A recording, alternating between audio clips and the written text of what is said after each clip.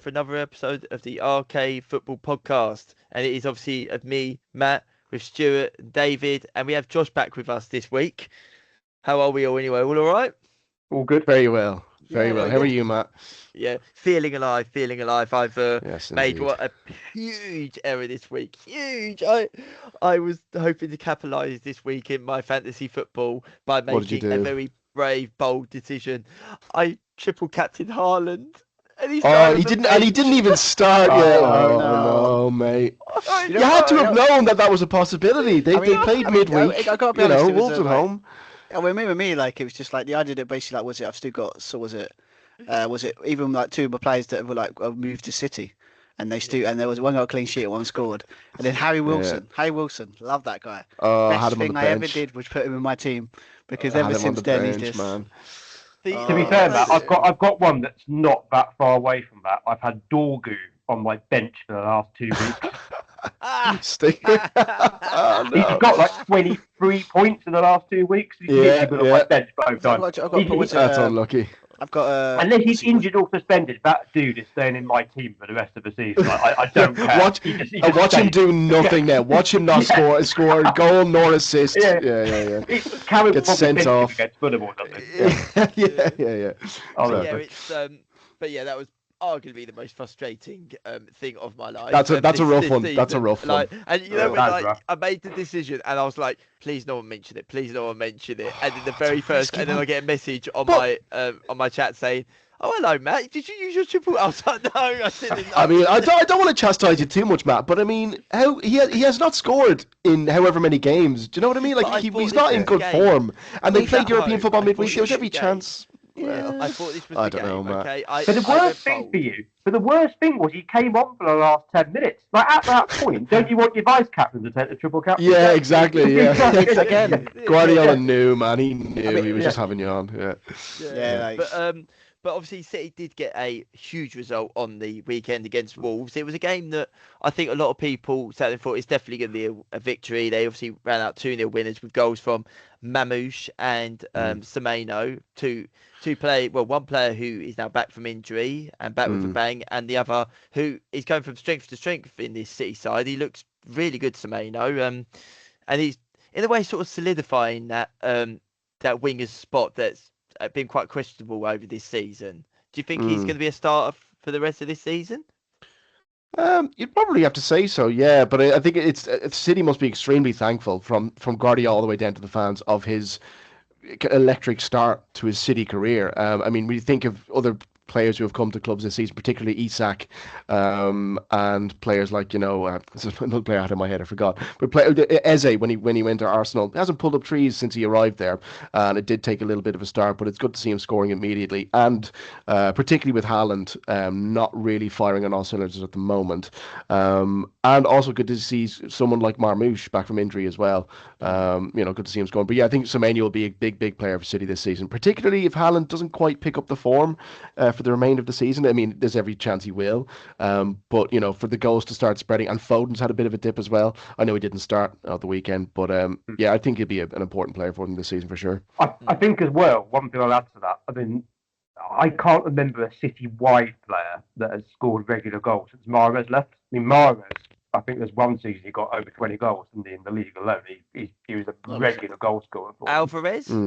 Sterling got a few, didn't he? He was a striker, wasn't he? He did. Alvarez, but I think Sterling was before Mahrez. Yeah, Sterling was before. So I think. Okay. Yeah. So Semenyo, I think for me, is that goal-scoring wide player. They've been great because I know they've had Haaland for the last 2 or 3 years. Obviously, Haaland is amazing, but they haven't had a goal-scoring wide player, someone that can complement Haaland. And I think with Semenyo, I think they've got that in abundance. I think he's going to be an absolute star. It's not just his skill, his pace, his movement. He's a physical unit, which is so important in the Premier League. I think he's an absolute shoe. I was gutted Chelsea didn't sign him. But when I heard we were linked with him, I was like, yes, come on, let's go for that as well. But do you not think that we did, like, I get what you mean, and I do think he's a very talented player, but I think if he came to Chelsea, it's just another winger we've got in our ranks. We're selling another one. He's better than what we've got. Yeah, but I don't know. I don't know. I think that he is very good, but I think there's players that we've got who offer just as much as what he does at the moment. But that Esteval, well, he's Esteval, obviously. He's young. He's going to be incredible. I think he's better than Garnacho and Gittins, like easily, with respect to those two players. Garnacho's a good impact player, but Semenyo's another level. Neto, I think Semenyo's numbers are better. I think he'd have been a standout by. But anyway, it's not happened. So I think going back to the original question, I think for City, I think it's a brilliant signing. I actually think it's the best signing they've made for a long time. I think it's absolutely brilliant signing. Well, for City, it's fascinating because obviously what they've done is they've gone, okay, there's obviously the two signings, was it Gahey and was it Semenyo? It was like they've gone, who's the best defender in the Premier League? Oh, Gahey, get him. Who's the best winger? In the Premier League, Semenyo, and they've just gone. Yeah, we want to win this league, so we're going to get. We need them two positions filled. We'll just go for that, and it's just obviously it's no surprise that he's kind of just started his career the way he has, because it wouldn't surprise me if they've gone. You know what? You come here and go. Just keep doing what you're doing. You've been doing at Bournemouth. Just was it? But just keep doing that, and you can see it when the way he's been playing last couple of games. It's just, he's just. I mean, he said it's probably more gutting because obviously again another player Liverpool were very heavily linked with, and now and both of them were that Liverpool. I would love to have Liverpool both for City.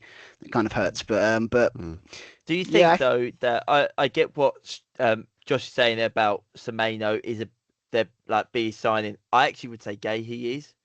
Did anyone watch his debut? Did anyone see some of the highlights? I mean, I'll reel some off just here, like some stats I found. 98 passes completed out of 105, which is 93% success rate. 5 recoveries, 12 passes into the final third, which means he progressed quite high as well. And he made that last-minute block right at the end of the game to salvage a clean sheet for him. I think, for me, this is the signing that sends Diaz leaving. I wouldn't be surprised if Diaz leaves in the summer. And I think as well, I mean, I see what you mean, Stu, but I don't really think the signing of Gahey was one of a show of strength or City flexing in any way. I do think they needed a centre-back. You think of the City back line who played against United last week, and none of those were really first starters, you'd have to say, with injuries and things like that. So, a sign of Gahey coming in, it's at a necessity more than anything else, really. But if you can get the best performing centre-back in the league, all the better. Yeah, I think to be fair as well to City, I don't give them credit for their transfer dealings very often, but 20 million for Gahey. That's an absolute steal. It is. That is a snip. Good timing with his contract and stuff, but obviously. What were we doing? Bargain. What were we doing last? If we did it, we were trying to get him for 35, was it 40? And it's a little bit we're not willing to put the 5 million. It's now you look like a bunch of chumps now, because obviously City have just come along, gone 20 million, 300, was it £300,000 a week? And he's like, okay, I'll go to you. Do you not think that Newcastle? Well, not Newcastle. Do you not think that? What is their owner's name? Palace's owner. Parish, Steve Parish. That's Parish, it. Yeah, Parish. Yeah. A part of me does think that they must look back at that Newcastle transfer bid a few years back of 70 million and think, why the bloody hell? Yeah. Then, but. This is it, isn't it? I think they were trying to get. You can always say that about transfers, so it wouldn't surprise me if they were trying to cork out, because obviously they weren't the best players. They probably cork out 80, 90 probably. I mean, obviously it's ridiculous, but in this market, if there's demand for him, you could. Newcastle willing to up the bid, you could get more. But what it's quite funny is you said 70 million to now only get 20 for him, and you probably got to call for 30 to 40 in the summer if you were going to sell him. So if they just maybe pulled the trigger early, I think if you believe what you hear, and I do believe this, because I think Glasser's a quality manager, but he's a spiky character, as we've all seen. Oh yeah. I think the only reason Gahey didn't go to Liverpool in the summer is because I think Glasser basically said to the board, right, you sell him, I'm resigning, literally on the spot. Yeah, he did. I believe that happened. Yeah. So I think that's the only reason he didn't. But I think the owners of Palace went to Glasser and gone, look, you're going at the end of the season anyway. You told me in October you're not signing a new deal. Glasser since said this, hasn't he? In the press conference a couple of weeks ago. I'm surprised he's still there. So why are we going to sell him? So we need the money. I'm surprised I'm surprised he's still Aguasa, to be fair. Like, I'm surprised he hasn't gone. You know what? It's not what. Because obviously, when you got to look at the Chelsea, like the Chelsea game, it's crazy when you think about it. This team, it was like on the high, like proper, like top six, proper going for it. And now all of a sudden they're just like where they are now. It's just, if I was him, I would just say, well, I'll leave now. I think they should sack him. He wants to be set. Yeah, but the thing is that if they sack him, he gets what he wants. He wants the payout. But the problem is, if he doesn't want to be there, he's just going to cause problems, and they're going to keep on losing. But then the players know that. Then he's winning. This is the thing. I think he's now, as is the classic saying, he's living long enough. He's staying there long enough to become the villain. That is what's now happening. Because if I was him as well. So if I was him, basically Man United, I think it's well known that they want him that day as a manager. That's one of the options, potentially. Yeah. It's gonna be carrot. I think from what I've heard, he's like the number one target. So if you're him, why stay at Palace if you're that unhappy? Why don't you just leave, knowing you're going to Man United? Because you're just going to cause yourself reputational damage. Did you not see his body language against Chelsea? Like, I watched him and I was like, you look so done. You look so dejected. You don't want to be there, and there's no. Doesn't this team look done as well? Like, 'cause it just seems like a team that doesn't want. It looks like a team that's basically like the. Like, I get it. They've lost their best. They've been decimated, the squad. Like, their best players are gone. There's only so much you can take at the end of the day. And, I mean, Henderson is a good goalkeeper, but when you've got one of the best centre-backs in the Premier League in front of you, that always helps. And now he's not there. I mean, and they're slipping down that league as well. I think I had a look at the table. They're looking... They should be okay, but I was surprised to see how far they had come down the league. I think Leeds are close, though. I might be wrong. Like, Leeds obviously playing... They have a game. They have a game, and they're playing tonight, so they may... Yeah, there's only 8 points between them and West Ham. I tell you now, and West Ham are picking up form, so. Oh, they must have been devastated by that Nottingham Forest victory against Brentford. They were like, we finally got a win. We finally beat some. We won well, and down to 2 points. And then it's like Nottingham Forest are like, you know what? I feel like I haven't had an away win for a while. So they've gone and got 2-0, and they didn't play that well. But like West Ham must be kicking themselves like, we just finally maybe got some momentum, and then Nottingham Forest get a win. I do have to say, go on. Yeah. Sorry, mate, go on. The one player I like for me is my player of the weekend is I don't know if I'm saying I think it's Mateus Fernandez, the West Ham midfielder. Oh, that strike! Oh, he was unbelievable in that game. Like that he's long balls, like Jules won, actually passing to the final third, and like I say, the goal. He was absolutely brilliant in that game, and for me. Paquetá doesn't get in the West Ham side when he's playing that good. Well, that's how good he's playing at the minute. He's really got to leave anyway, so yeah, exactly. And what good timing in a way, because normally when a player like that leaves, there's no one to fill his boots, but it looks like this guy's going to do it. So kudos to him. But yeah, West Ham, if players like that start stepping up, that's when they're going to start getting these crucial points. Somerville, three goals in 3 games. That's what you want to be seeing. Crucial indeed. Stepping up rather than Bowen. Absolutely, yeah. I mean, I hadn't seen. I saw one thing as well. Bowen has now had the most goal involvements for West Ham in the Premier League history, which is quite a good achievement for him. But I hadn't actually realised that goals and assists. That is, I hadn't actually realised how far adrift West Ham were in the. I think they're still 5 points adrift. Yeah, but they've got 2 in the wins and the bounces, so they should really keep that. They want to keep that up. But it'd be great if they could. I hadn't realised how.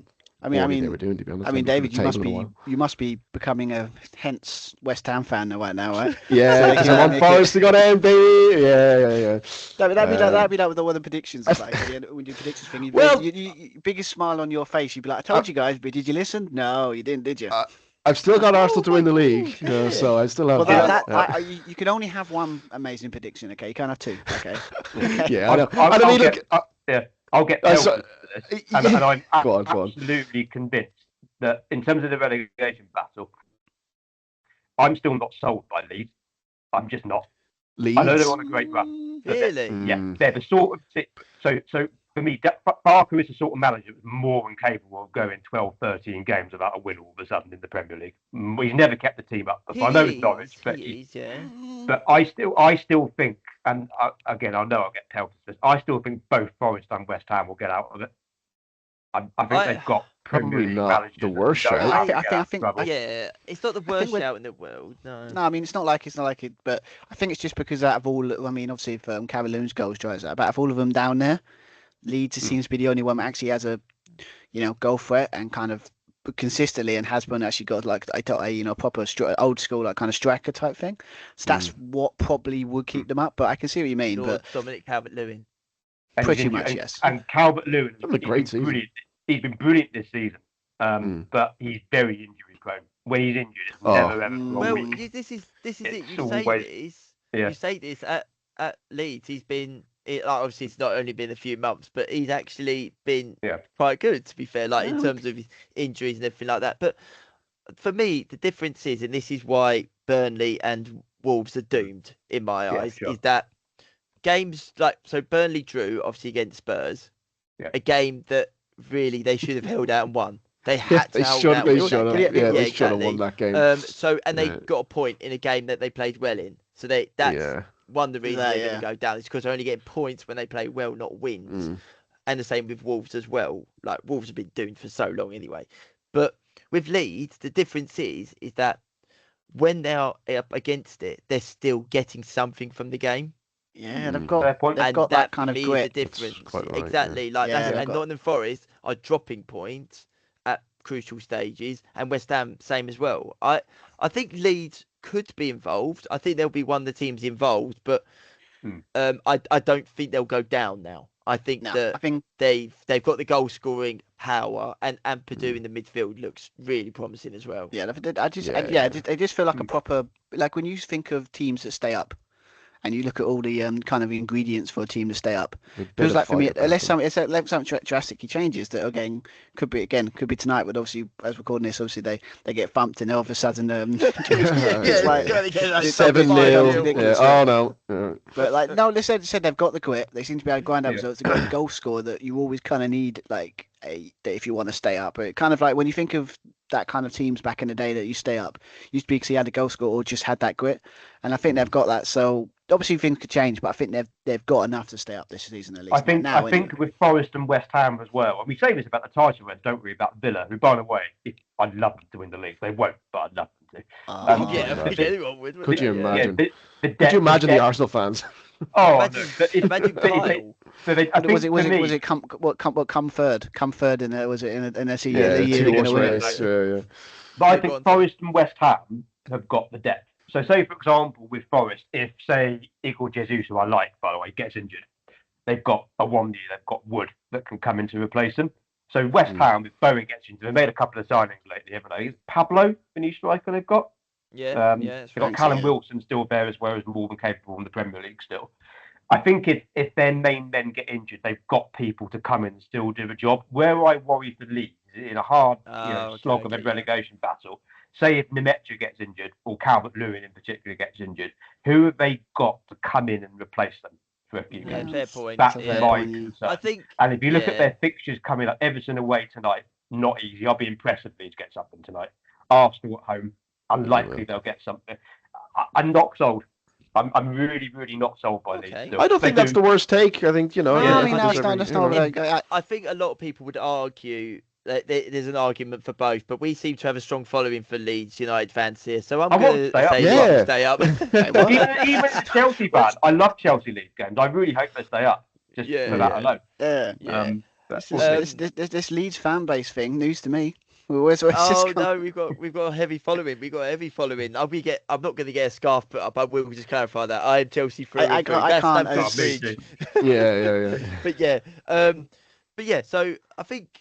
By the way, obviously David said there about Gerard Bowen now being their all-time goal contributions for West Ham United. He is right. He has now got 103.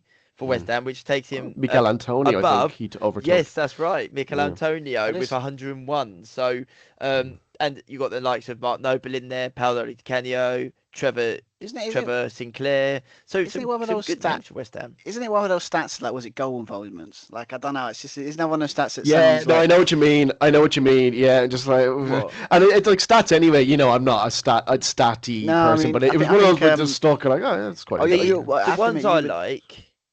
The ones I like is when it's like the things that matter. So like goal contributions, assists, and goals and clean sheets. Those ones for me matter, not expected goals. Oh, his expected goals is really good. No, goals. Yeah. His goals are really good, not expected goals. Do you know what stat? Do you know what stat I really enjoyed was before the weekend, every game that Arsenal scored first in the Premier League, they won. That kind of came to an end on Sunday, didn't it? I'll be honest. Mixed feelings on that one. Mixed feelings on that one. What do you mean? What do you mean? Well, because basically, like, just because it would be the most hilarious thing ever if Arsenal absolutely bottle it from the position they were in, but also because if you guys won, you overtook us in the league. So like, I was like, but then it's like I was sitting there going, going to win the league. No, it's just because it's like you joke about that, but I've actually seen articles on that. Just because you've had 2 wins, I've said, only a couple of points off in goal for the league. I'm like, calm down, people. It's the good. Yeah, no, absolutely, yeah. So the only thing is, it would be. See, what do I want? Do I want a good laugh or to be right? Because I think it would be hilarious if Arsenal did bottle the league, but I have them to win the league, and I'm desperate for them to win the league as opposed to City. I have to be right. I have to be right. Yeah, and I do not want Man City to win another bloody league. But if Arsenal do not win the league, guys, here's a question for you: does Mikel Arteta deserve to get sacked? He has to go, I think, and I've said this before. I said at the beginning of this season. I said at the beginning of this season, if he wins, I think Matt, you made a similar point where I said that if he doesn't win any silverware, but I think if he doesn't win the league, the league's the one. The league is so everything close now. to it so many this would be his 6th season, I think. Okay. Let's throw this at you. They finished 3rd, like Stu says in the 2-horse race. They finished 3rd, but they win the Champions League. See. That's an interesting one. I think he stays. If he wins the league, I think if he wins the Champions League, you can't do, unless you're Chelsea, you can't sack a manager after winning the Champions League. He wins. He gets to the final. What about this then? He gets to the final of the Champions League. Finished 2nd in the Premier League, but wins the FA Cup and the League Cup. Nothing. That won't cut it. That won't cut it. That won't cut it. But that is progress. No, it's not. It's another FA. They've won the FA Cup already. They need. No. No, it's because of how close they've been for so many years. Like exactly. Literally, I think I had a quick look at that. Like they've been was it 2nd for like 3 or 4 years in a row, right? How close they've been to kind of like always challenging for that Premier League and obviously the big trophies. The problem is with that kind of thing, you've got to get to a point where you win the big one. Because if it's a project thing where they obviously have been with Arteta, it's a situation of you've got to sit there at some point and say, when's the end game for this? And it's like, this is the best chance that, like, you could sit there and say maybe, the first time they really went for it, but this is the best chance they're going to probably have. Exactly, yeah. And you consider, Champions League's different. If he gets that, I think he'll stay. But the league's the thing they've been really pushing to get, and if he doesn't get that, and obviously doesn't get Champions League, then I don't think an FA Cup. That's their big project. That's their big project. Yeah. That's what he's there for. And I mean, like, you think next season City will get better if Pep decides to stay. City will improve. Chelsea will be thereabouts. United, depending on how things go, could be thereabouts. Liverpool will strengthen. So I mean, this league, they have to do it this season. I'm sorry. I agree. But I agree. Yeah, the thing that scares me, if I was an Arsenal fan, this for me would be a huge worry, and that is, they are 2nd in the league for the most goals scored, which is good. Yeah. 57.1% of those goals are 57.1% of those goals are from open play. Only 57%. Yeah, which means and they are 17th in the league for that. Well, I mean, I don't get this whole slander towards Arsenal, like, they only depend on set piece goals. A goal's a goal. I mean, they needed there was a set piece goal in the weekend against United, the equaliser, the 2-2. That was yet another set piece goal. But as far as I'm concerned, I don't understand. Again, the slander towards them. I think it's frustration in the exactly. I think Stu was going to say there, the attacking. That's the thing. That's the annoying thing. Saka, look at his stats. It's poor. He was very poor. Yeah, I think it's. Trossard is the only one out of those attacking players. I see them go, he's stepping up. That's it. Yeah, we've been over that. Yeah, we've been over the fact that Arsenal's forwards aren't really cutting the mustard this season in terms of goal contributions, particularly Gyökeres, who was their big marquee signing in the summer. But I don't really care. Yeah, United won. I was second win under Carrick. I'm delighted. Yeah, that was a fabulous game. I think the problem is with those stats is they're ridiculous in set pieces. We all know that. And fair play to them. Like, fair play. You would never have thought it in the Wenger days, would you? Arsenal would be as good from set pieces. But there you go. Oh. But the problem is that's not sustainable. You're not always going to keep scoring from set pieces. So what happens when they stop scoring from set pieces? I don't know if you remember that under Tuchel, the season after we won the Champions League. We had a run of like 6-7 wins in a row, and we had James scoring every week. We had Chilwell scoring every week. We had Thiago Silva scoring every week. But none of our strikers scored. And then when the defenders inevitably stopped scoring, none of the strikers scored. So it dried up and it dried up. Yeah. I think Arsenal have got similar. I mean, those stats you just read out are appalling. Like, that's not title win. That's not top 6, let alone title winning attack. Yeah, I mean, and there's no excuse really, because they are great. They have fabulous players up top for them. I mean, really good. Saka has been one of the best players in the league. Well, a couple of weeks ago. Promotion play, not like in general. Yeah, Well, Odegaard has kind of dropped off the mark a little bit. When they were sitting there going, I mean, it's typical kind of, bigging up and they're doing well, saying they've got the best squad in the league. And then all of a sudden they've like, was it, and everyone's like hyping their praise. And then obviously I think why I think a lot of Arsenal fans may be flipping out a bit, because it feels like, again, PTSD, like, it's proper like, we've been here before, here we go again. Exactly. I think that's why I think another thing as well. Absolutely, yeah. There's not one player in that Arsenal side I can think of other than Gabriel Jesus who's won a title. Yes, I think it's only one, yeah. I think.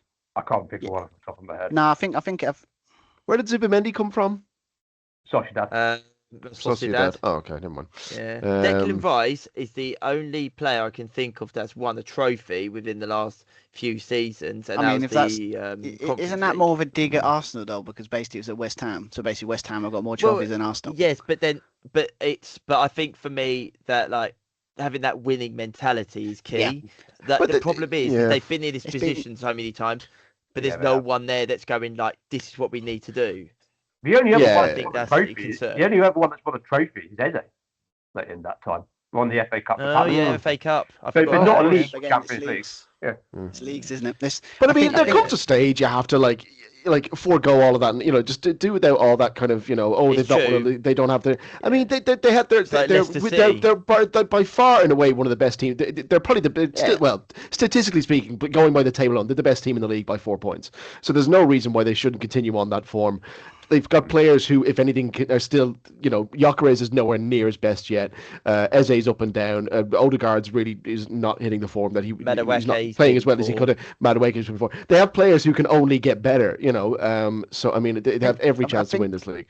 I think it's a situation of that. It's just, should, but then, again, it's a situation of, if it's like, again, I think they got Leeds next, right? I think at their their place? Tell you now. Yeah, on Sunday. Yeah. Oh, okay. Yeah, I always go back at defeat to Maine, like the defeat you have. I know it sounds an old cliche, but it is true. It's like your next game. Like if you lose that game and then they go on to Leeds and then get back on the win, play well, it's like everyone forget about all this stuff. It's just because obviously that's that was a big blow for Arsenal. The concern is great that, goals. I mean, stunning goals. Oh, like Dorgu's goal, my word. I thought Kune's for me was better. Like, I preferred Dorgu's, and he just smashed it in. Cunha's goal was better. I preferred Cunha's goal because it was the winner, but I mean Dorgu's goal I think was just fabulous. That kind of the sort of give and go with Fernandes as well was just what a game. The difference, Kobe Mainu. Mate, yeah, like two games in a row, and he's been good as well. To be honest, I didn't think he was as good at the first game as I didn't really. But in the second game, you could really see the difference that he's making, and with Fernandes being pushed further up, and I mean, just fabulous. And I mean, his substitutions again, getting goal contributions. What was it that Amarin brilliant. Was seeing? That's what I was saying the other week. It can't have been purely for footballing reasons that he wasn't getting in the first team. It can't have been because again, there's no excuse. Carrick comes in or something like that. Maybe I wouldn't go quite that far, but I mean, there was I don't think it was that personal, but whatever Carrick's doing, he's doing right. And I mean, it's similar to after the win against City last weekend, seeing fans online saying he should get the job, this and that. Temper yourselves, lads. Temper yourselves. With 2 games in, yes, it's 2 wins in a row, a feat which Amarim only managed once in 14 months, and against the top 2 in the league. Yes, but it is only 2 bloody games, and we're still far away from the end of the season. And also, you can always big yourself up on the big occasions. Come back. Exactly. You've got. Was it? I think you got Fulham next, right? We've got Fulham, West Ham, and Spurs. I think are our next three games. I know they're games you go win, but their games obviously Man United struggle over them times. If you win now, Watch. I think Kyle mentioned it last week. He said, what would be typically United is if they beat Arsenal and then lose at Old Trafford against Fulham. I thought, what? That's going to happen, isn't it? That would just be typically, typical. That made my season a bit less daunting. Is the idea that you're above us in the league. So, if you mess up and then we're messing up. So, brilliant! Well, three teams. We are the three teams, aren't we? Chelsea, United, Liverpool. That's the top four. That's the top four races. I don't think it's going to be another team. And two's got new managers, and one's probably the way it looks like at the moment. It's probably we're not going to have one. It's going to make it free. I saw very, very quickly. Sorry, after the Liverpool result of the weekend, I saw a fan online saying something like, "Win, draw, loss. I don't even care anymore." And I was like, "That's how I felt about United earlier this season. Just the despondency. I was so happy. I was so happy to see a Liverpool fan saying that. Well, to be like the misery, was it the misery company thing, No, but I stay away from when we lose with that, because obviously a lot of it's just going to be the same old discourse, right? But yeah. The one thing I do have to say though, Roy Keane was against this, but I'm certainly for it. Obviously, I'm not a United fan, so I know not everyone. I didn't see what did he say? Here. He said that if Michael Carrick won all 13 games, I still wouldn't make him Man United. Yeah, no, absolutely. I'm sorry. Stop it. If he wins 13 games in a row, he wins all 13 games, I'm sorry. Not only do you hire him, you then put a project in front of him like Arsenal did with Arteta. I'm just saying. No, I disagree. I think United will have had someone in mind when they sacked Amorim. I'll be honest, where are United? They are there. They are at rock bottom. They have nothing that attracts them. We're in the top four right now, pushing for. But you're not. But there's nothing about United. What are you talking? I don't understand, but I don't understand this talk about clubs who have no European football. How are they going to attract players? United brought in Di Maria when they had no Champions League football. We brought in plenty of players when there's been nothing to attract the players, and the money as well obviously helps. But Di Maria came into a Man United side who just fallen out of the European places. No, he came in the summer when Moyes finished 7th. And there was no European. But what I'm saying is it was the summer just after, for the first time, they didn't get in the Champions League places. Whereas now, but that was more for the manager. If you understand my point, I mean, it's not always the case. They've got them players, right? Because obviously it's Van Gaal, wasn't it, when he came in? So exactly, yeah, and it depends on who the manager is. I think a top tier manager would have a much, and I think it's the usual thing that this manager won't be able to attract the players that this manager would do. So Carrick wouldn't quite be able to attract the players. Don't have that structure to sit there and say, well, if you want just a coach, head coach, or you do that, and then we get the players. But from the top. But Man United have obviously been again for the last 10 to 15 years have shown that they are all over the place when it comes to that department. You kind of need the kind of manager that's been there, done that, and they can control a club besides Man United. And Mike, again, great start, right? He's done well. Yeah, but absolutely. Again, I think if you've got an opportunity to get a better manager in, I would. Get Poch. Do you know what annoys me about Semenyo? I think we had, it did have a bit of a flirt up with Semenyo, but he didn't want to come because he didn't want to play his wing back. If Carrot come a bit sooner to United, he may have been able to coax Semenyo into United. Possibly not, but I mean, that would have been nice. But anyway, it's nice to. But we're doing just fine without him. Hey, Dorg's playing left wing. He's taking over Cunha in the first team. My God. I mean, the 2 wins have been great wins.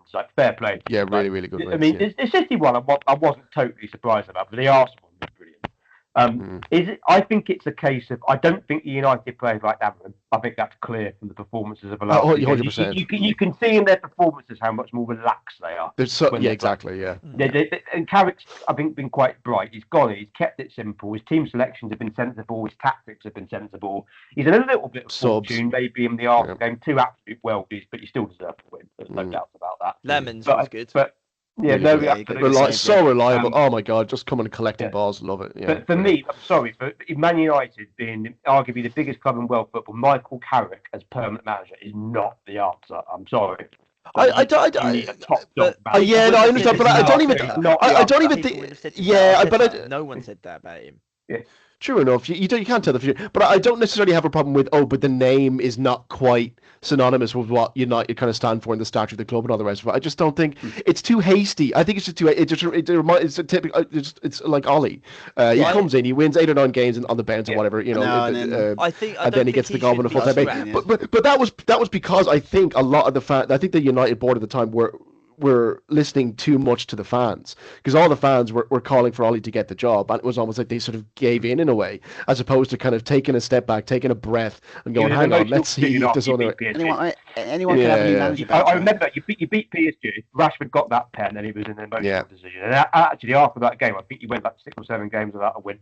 No, there was a significant drop off after that. It's just a new manager bounce like that, but like at the moment, like again, that could work. I mean, how many times have I'm sure, like talking about Chelsea have done that, where they're sacked halfway through, and then the new manager comes in, even if it's the interim or new permanent, all of a sudden they go on a run. Champions League. There's a new manager bounce, but like there's a kind of but what Carrick has is a kind of Carrick's coming into United. He's had the luxury of being obviously a fresh face in the dressing room, fresh ideas, but also the fact that the players dislike Amorim so much. So not only is he a new manager, new face in the side, they've also gotten rid of a sort of maybe a toxic element within the dressing room. It's almost like it's compounded. It's like a double effect kind of thing. I think that for me, depending like if he picks like up, Ollie after Mourinho. So it's all 13 games he's got left, I believe, are it's 11 games left, isn't it? It's only like 30, 11 or 13 games. Thereabouts, 15. Okay, 15 games. He has 15 games left. He wins, say he wins 8 of those. Well, put it a different way. If he finishes in the top 4. Yeah, he finishes in the top 4 and convincing victories in the difficult games as well, when he picks up points in decent games as well. All I think is that he 100% should have as much of a shout to have the job as someone else being interviewed. That's what I think. I agree with that. Like the idea that basically if it was he done that, it gets that in 15 games and then gets top 4. He should have a chance. But like the idea, but you knew if you had a choice, like example of if was it Pochettino, like all of a sudden like that after the US thing, like that job comes up, he's out, and then their choice between him or Mike Carrick. Yeah, I'd say Poch any day. Yeah. Exactly. I mean, unless Carrick actually imposes an idea and he can see that this is something that can work long term. I mean, right now it's just get rid of the back three and play Fernandes further up front. I mean, that's basically. I was thinking of bringing Zidane into my coaching staff. Let's do it. Let's have him. But it's basically like as you said, just keep it 2 games. Like again, you could say the 2 worst games. Exactly. The 2 perfect games would be against obviously rivals, City rivals. Carrick is at the wheel. Does that rhyme as well? I don't know if it rhymes as well as Ollie at the wheel. No, it doesn't. It doesn't roll off the tongue quite as. I was sitting there last night trying to think of one, and I was like, "No, I'm going to go boring." So, come the end of the season, right? So, I mean, Glasgow, I think will get it. I actually think he should, but I think he will. That might be the reason why he left Palace. Yeah. So there's 2 managers that are through it at the moment. But what do you think about either of these 2 as United manager? One, you'll say no chance, but it's happened before with Busby because he was at City, wasn't he? So Xabi Alonso or Maresca. No, that won't ever. I don't think Xabi Alonso. I'd take Maresca. I don't think Xabi Alonso would ever happen because I think he'd be worried about the backlash from Liverpool, to be honest. And I think Liverpool, he could be a long-term. I think Liverpool are already having to flirt up with him. I think he could be a long-term replacement for Liverpool. Maresca, possibly. But I just like Poch. I just love Pochettino. I would love to see Pochettino at United. He's had a chance to come before. Maresca, why would he go into and leave another toxic? The ball that because Chelsea are a basket case. Chelsea are a basket case club. That's why. Excuse me. In Rosenier, we trust. One basket case to another. Yeah, come on, more money. Come on, Maresca. Look, manager is man age. Okay, you have to age these men. Okay. Yes. All right. So just saying. I think Maresca's going to City, by the way. I do have to take it's not a bad show to our new manager. I think that a lot of people are criticising him for some of the performances or anything like that, but he's won 4 games. He's doing well. 4 games out of 5. He's doing well. Like I think he's done. Yeah, I think he's done brilliantly. By the way, you can't blame him for the Arsenal game. We had our 3 best midfielders not playing against the best team in the country. And I Really? personally think Chelsea are in a position in the Champions League where all we have to do is avoid defeat. I mean, don't get me wrong, we're not in a brilliant position. That would be even better. But we're in a good enough position with the teams around us that if we can just get a draw, that could be enough. So I think that personally, he's doing okay so far. I think he's doing all right so far. I'm happy with it. I just can't stand his pressers. I just think Mount- as a character, he's just really annoying. That's Oh, all. I love it. I absolutely love it it. does my Like he nut. goes, like it Oh, was at the God. end of the game. He went, I was so annoyed we didn't get a clean sheet, and he was visibly annoyed, and I was just like, I love Performative, that. performative. This is exactly what I'm like. It's exactly me. Well, it's basically you're happy because basically the way that Maresca left and the way it went, and he's come in, and again steadied the ship in a way. It's a fresh set, Absolutely. fresh ideas. Like, It's just fresh I mean, face, I think at the moment I think in a situation, yes, you want performances and stuff, but where Chelsea are and where I think similar to Liverpool in a way, in the sense that like you just want to get results. I mean, when you're on the back end of the season now, results you- get as you get performances- people on side. Results get Yeah, people like- on side. So, well, I mean, wins basically, like get more wins. But you don't. doubt. If you started off like Amwin did and started just like he just kept losing, it might be a problem. But he's come in, done exactly what a new manager should do: come in and just keep winning, and that usually gets the fans over. So yeah, I mean, I knew congratulations to him, to be fair. Rosenier would do well after the Charlton game. Look, we should beat Charlton, obviously, and we did easily. But I don't know if you saw, guys, after the Charlton game, the way the players were responding to Rosenier. So I noticed every single player, even the ones that weren't playing, went up to him and gave him a big hug and a high five. Everyone, without fail. I count literally everyone. I've never seen that. Like, it's rare I see that from a manager after game one. Preempted, I perhaps. take the glove off so you can hear the Pre-coordinated, high five. perhaps. You never know. Maybe there was a bit of tension Come up and give us a big hug after the match, will you? Make me look really good. No, but it was genuine. maybe- You could see the players were really responding to him, and that took me by surprise. And I thought after that, you've got a real chance of doing quite well here. I think maybe there was tension that we didn't know about.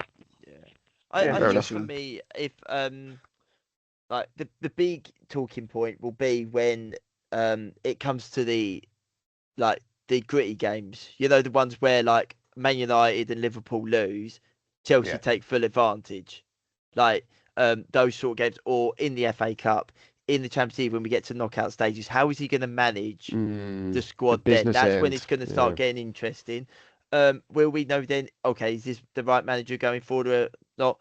We just have to see. But good start so far. I'm definitely pleased. But one team we do have to mention. I'm very sorry, Stu. Is do we have to? Liverpool? Yes, we do. Because Sorry. I personally think, and I'm going to sit here now and say it, that is the worst performance Van Dijk has ever had in a Liverpool shirt. I can't really disagree with that too much because That obviously was awful. what was he I would like? go as far as to say is this: he is at fault for both goals. He should know exactly what he's doing in that situation. He was so naive in that defence. it's and the for the first. It's that second first goal, one that bothers me. I think the second goal is even worse because it's clear they're trying to set up an offside trap, and he's standing there. No, I agree. And I was like, No, I seriously? agree with that. Move your arse that way, you bloody this idiot. is what happened. This He's is the one what that should be leading that offside trap as well. No, He just stood there. I mean, The prime Gary Cahill. Oh, don't even try that. Don't All of a stop. sudden, he has a bit like, don't even try that one. Oh my God. No, it's just, and also that I think the one that really bothered the fan base as well, and also myself as well, was obviously after we got the game to 2-2. That give us credit that was able to get it back to 2-2. But like after that, Bournemouth were just like I think it was Wine. Oh, what's his name? I can't remember his name. But like he was like running, and it's like our midfield were just like so much that didn't want to run back and track back, and I'm just like.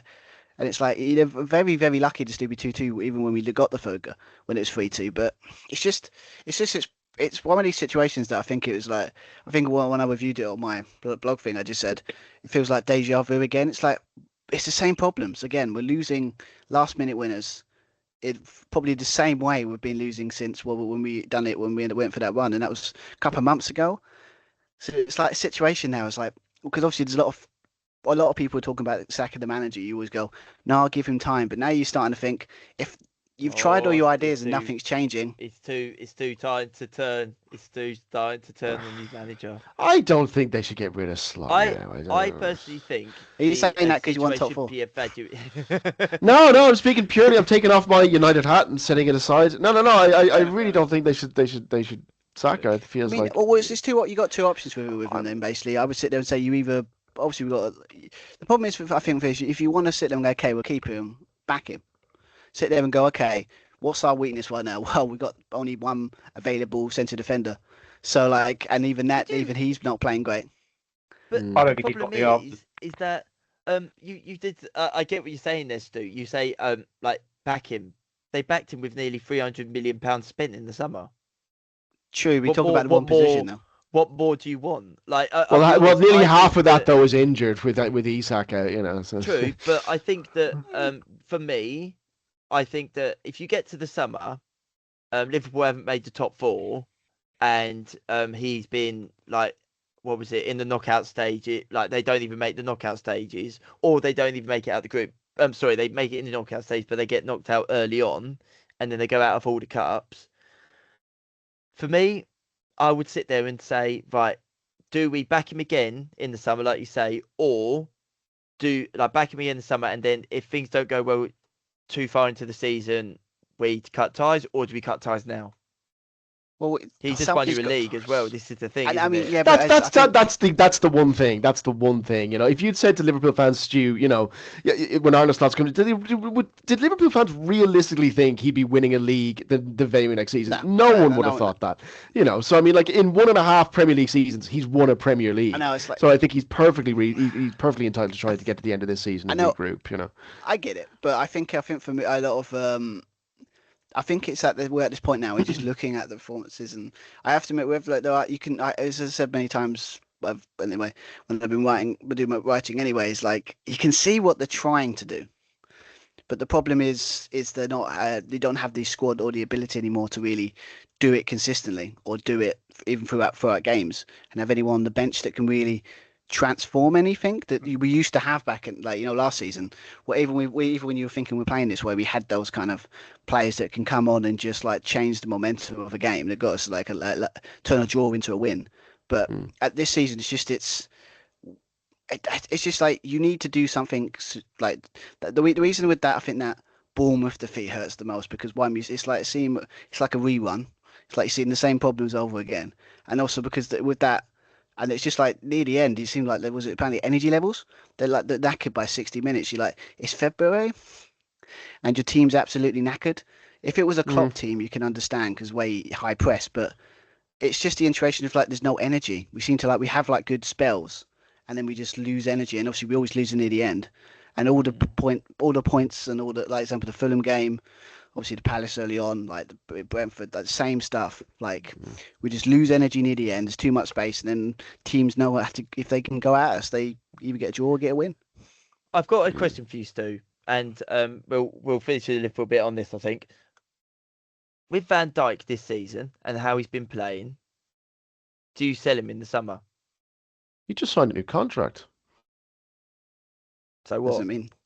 So what? Why should he start for Liverpool if they want to be chasing the title if he's playing that rubbish? I think it's I think it's one of those situations. I get it now. I know. I know. I talk about now getting with him in the summer, but again, it depends on like if we actually get some players into like. Cause I think I like the idea of like getting new defenders that can replace him and then like slowly phase him out and then let him go. But just to sell him outright, I don't think. It's ironic, two of the players that we've been really criticising this season. Would you have him as the leader for the dressing room? Is that what you mean then? Yeah, I would like so simply like with Andy Robertson's. Like, I never understood why that was ever considered as an idea to leave, because basically even if he's not playing as well, like that is another leader in that dressing room that we desperately need right now. I wouldn't personally sell him. It depends on the right price, but you've got to have a proper replacement. If you were going to let him go, you can't just like let him go and then. So if they had that in mind, if you got Gahey, then you'd have probably been. It would have probably been. I mean, that's why that one hurts more because basically, like with Gahey, you'd be like, okay, that was the future, and then I mean, and obviously was it. it's just I think at the moment it's not about a situation of who's selling to sell who and all that kind of stuff. It's just a situation of you're watching Liverpool at the moment, and it's just you can't really see what the kind of identity in a way, and also it's just really hard to watch at times, and that's not what even during the dull Klopp days. They're never boring. They're never like they were like, even if we were getting thumped, 7-2, or we're winning 7-2, or 9-0. Like it was, and I get that's how his style is, but I think like the problem is now it's just like people trying to. He seems like he's tried everything. I think that's like he seems like a guy that's, unless they get some players in to try and maybe mix up the status quo, there is he needs to try like. He seems like he's run out of ideas, or he completely changes it. That's the thing, Stu. Do you not think I think he certainly deserves. He deserves to get to the end of the season. Okay, maybe certain signings haven't worked. Some of the way he's playing, some of the formations isn't quite gelling together. Obviously, the situation with Salah as well hasn't helped. Do you think? I think he's every right to be able to get to the end of the season, start again in the summer, and go again. Do you not think he deserves that? I think. I mean, I obviously. It makes it sound like I want to sack him. I don't. I like. No. I'm not saying you do. I'm not gonna lie though. You do sound like you've changed your tune. I'm not saying you do. I would say. No, it's just. I think it's because when you watch, because I said like, because obviously this is, it's like watching a lot of the games, and obviously like, obviously I've been able to watch most of them, and it's just, it's a situation now with some things when you watch your football. It's like. Like when you football team when you want to watch them, and even if they're doing bad, you're like, okay, I've got to watch it. But now it's like. That Bournemouth game was like, it was like, I just saw it. It's just like you get tired of every time you're watching it again. You go, oh, we're finally got back on track. We're finally back on track. And then you think you're on the way back up, and then you go back down again. And I think, funny thing is the fan base, obviously take away the people that have been, you lose 2 games and would say slot out in like the first five. Yeah, that's that. I think the problem is now is like a lot of people on the fence, but the way things are going at the moment, it's like a lot of the people that are on the fence are slowly moving towards. But like I said, again, it's only a next game. Again, it'll be a situation here. Qualify for the Champions League last 16, and it will like beat Newcastle, then we might be conversations will go away. But exactly, I think it's just the nature of that defeat. I get exactly what you mean. Yeah. But I mean, 2 points off the top 4. If you get Champions League football this season. A league win in top 4 in your first 2 seasons. I get what you mean, though. Sometimes it's just the performances are not. I don't know if I mentioned it before, but it's like it feels like a completely warped season. Where like last season's supposed to be this season, and this season. Yeah, exactly. That's what I keep thinking as well. Like this should have been what slots for a season. This is what everyone was expecting. Yeah. This season, and I actually 1,000% think this now. Like in hindsight, the amount of money they spent.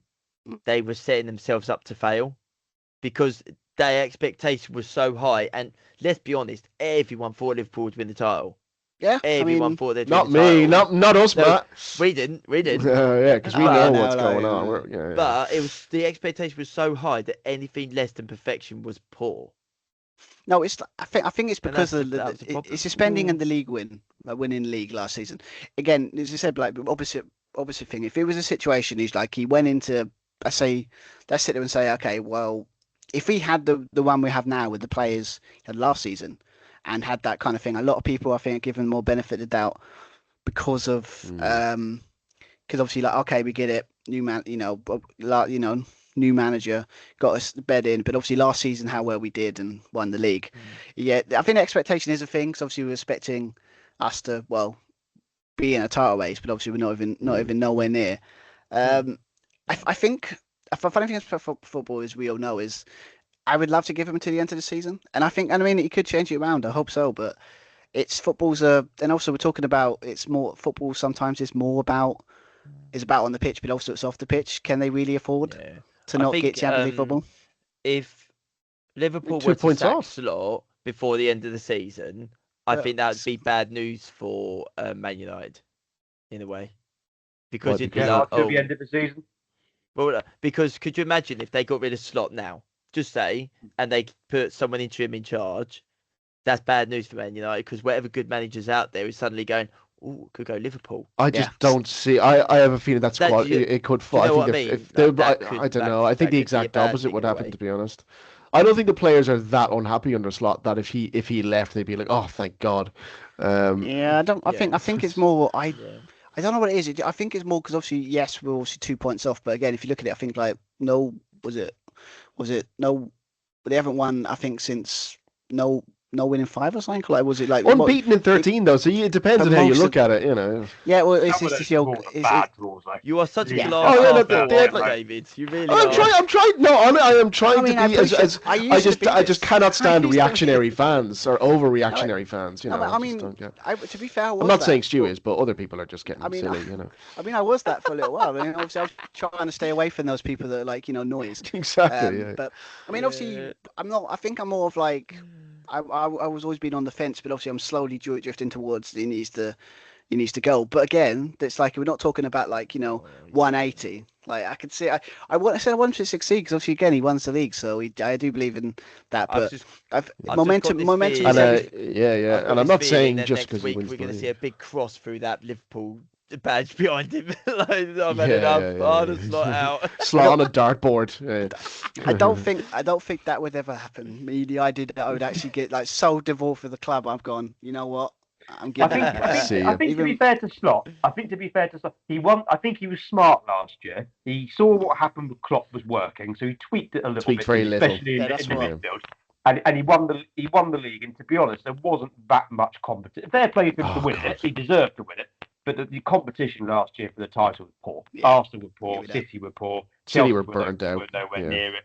So I think he did well and he won it in fair play. You can't then spend over 300 million quid and you're not even looking like being in the top 4 at the moment.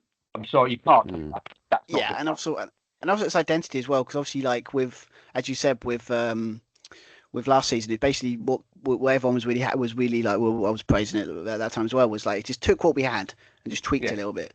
But then this season, he's kind of again, it's been known. It's like ever since that PSG game where we got knocked out in the Champions League, it's completely warped his vision of football. And it's basically he's thought, well, I've got to completely change. And obviously, people sit there like, I mean, at the time we didn't care because we had the League One by then. But our form after we won it, and the way we're playing and the style, like you can start seeing that you can always trace back to that. But I think it's like Liverpool fans can deal with bad days and bad nights and bad. But it's just when you're watching the games, it's just you get the same mistakes are happening, and it's you can blame on the players, but then the sad reality is when the things keep happening over and over again, there's only the back.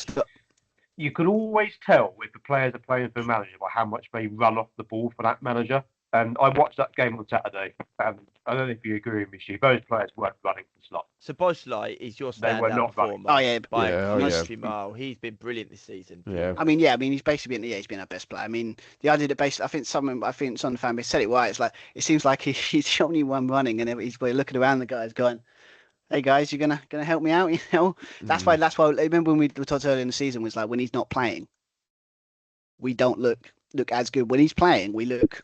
I mean, obviously we're getting us back into that game, but like, I think I don't know what. I think this is I think why people are kind of drifting was because of I think after the some of the like not tracking back really running and looks like they're really going for it. People are starting to think, well, have the players given up with this manager? Yeah. Well, I think that's why everyone's kind of teetering towards they want him out. Look at the United players under Carrick the last 2 games. They've run their what's on. Every single one of those players have blood on the pitch. The Liverpool players aren't doing that for Slot. But I don't think the players under Slot are nearly as unhappy as the United players were under Amram. I don't think it's more unhappiness. I think because obviously there have been times this season where it's like the players have been confused what Slot's asking them to do. Because obviously I think like with I said last season it was just tweaking. Like they knew they'd been playing that system for so long, just a little bit of tweak, just a little bit, slow it down. And it obviously it works because we won the league, but it's just now I think there's a lot of you can kind of see it sometimes when we play where we don't quite know what to do sometimes, or we think we're on our way back, and then we're like someone said like our confidence is so paper thin right now. That obviously it's so did Bournemouth. Like when we were first 20 minutes we were really good, like passed it well. We were looking with better team. Bournemouth couldn't even get out of their own box. And then all of a sudden, just one mistake, one or two mistakes, and all of a sudden we're 2-0 down, and it's just you can see the confidence just went because it's like there's no belief there. So it's and you expect. I think I think we'll leave it there though, like because what was it? I think having Liverpool fans' opinions as well would be fantastic to hear. Like, let us know what your thoughts are as well. Like, we've obviously, to be honest, with some of these results, as much as it's annoying for some fans, like Liverpool fans, for Arsenal fans, the defeat, and West Ham with the Nottingham Forest result. As much as it's annoying, we're actually, for the first time in a very long time, look like we're going to have a race for the relegation, Champions League, and the title race. This is God, exciting. yeah, This is yeah. what I love. I love. There wasn't much to shout about last season. Well, I think the relegation was sewn up quite quickly as well, and there wasn't much to. Relegation was all done. It was all Champions League football on the last day, I think. Yeah. Yeah, it wasn't the only thing, like just Southampton trying to beat the 11-point record. That was basically the only thing everyone was looking at every week. Like, but obviously don't forget to like and subscribe. And as I say last week, we are on Spotify, so give us a listen to us in the car, whatever you want to do. Get following us, okay? But take care, guys. See you later. Bye, guys. All the best. Bye-bye. Bye-bye. See you later. Bye-bye.